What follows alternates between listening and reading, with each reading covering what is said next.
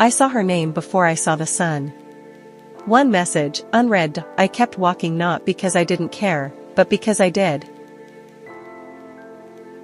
I didn't come here for coffee, I came here to sit still long enough to decide, but silence makes decisions for you.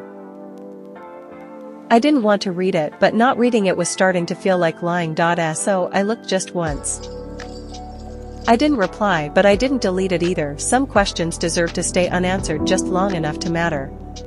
I was still thinking about her when someone asked me for directions. Strange how a stranger can pull you out of your own head. I pointed left, but I wasn't sure. I read it again, not because it changed but because I had, and this time I didn't flinch. I didn't write back and write anything. I just looked up and for once, there was nothing to answer. I archived it. That's how I say not now without saying never. I wrote to myself, because sometimes, the person you owe the truth to, is you. I just left the page open. Some endings don't need punctuation.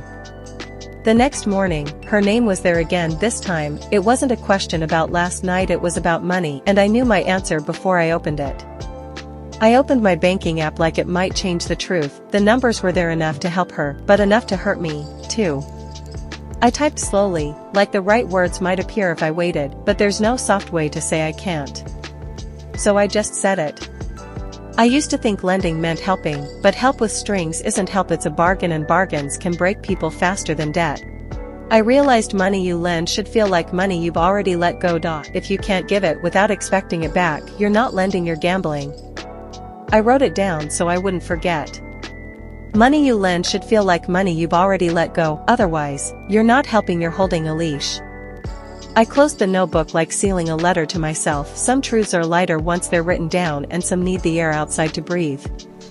The air felt different once I stepped outside, like the walls had been holding my thoughts in place. Now they could finally move.